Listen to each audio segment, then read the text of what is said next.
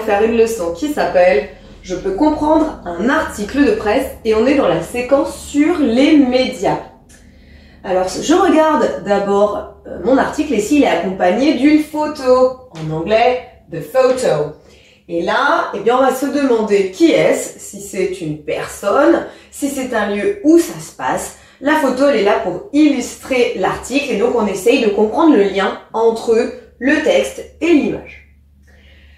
Je vais regarder ensuite le journal, en anglais « the newspaper ». Et là, eh bien, je vais regarder le nom de ce journal. Je vais peut-être pouvoir déduire la nationalité. Est-ce que c'est un journal britannique, américain ? Et puis, eh bien, j'aurai peut-être aussi un indice sur le genre. C'est-à-dire qu'il y a des journaux généralistes qui vont parler d'économie, de politique, de vie sociale. Il y a d'autres types de journaux que l'on appelle les tabloïds, par exemple, et qui eh bien, vont parler plutôt de faits divers ou encore de la vie des vedettes.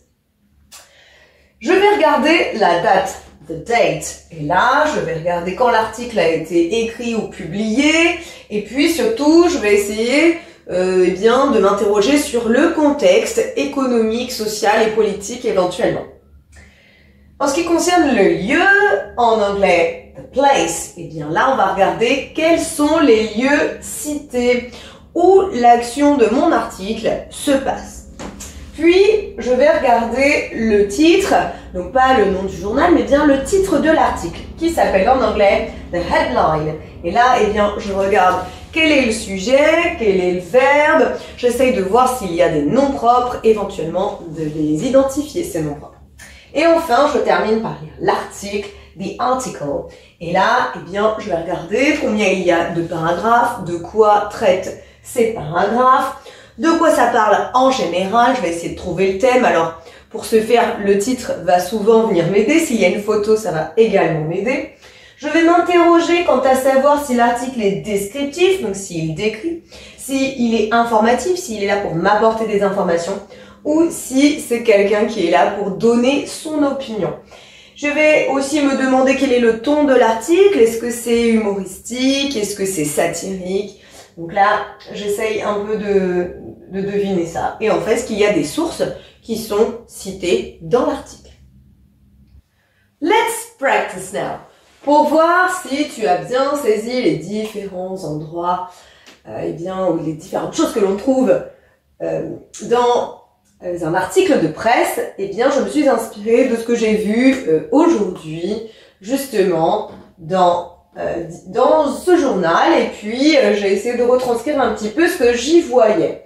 Alors là, eh bien, tu vas devoir me dire où est-ce que est the photo, the newspaper's name, the date, the headline, the article. On va essayer de remettre un peu tous ces éléments au bon endroit.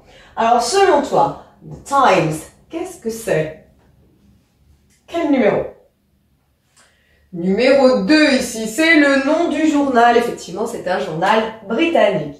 Monday, January 29th, 2024. C'est évidemment ici the date. Pas de souci là-dessus. New UK record for January temperature as village hits 19.6 degrees in Scotland. Qu'est-ce que c'est selon toi? Là, c'est le titre de mon article. C'est donc ce qu'on va appeler the headline. Là, évidemment, on voit pas grand-chose. J'ai tenté de dessiner un petit mont, comme on trouve dans les Highlands. Alors du coup, on peut ici déduire qu'il s'agit de la photo, the photo. Et enfin, tout ce qui est écrit, tu sais, comme ça, en colonne, dans un journal, eh bien, c'est ce qui correspond à the article. J'espère que c'est plus simple, et si c'est encore un peu difficile, il y a des exercices en ligne pour t'aider. I hope it's easy for you now. See you later. Bye. Maintenant que tu as tout compris, entraîne-toi en faisant les exercices ci-dessous.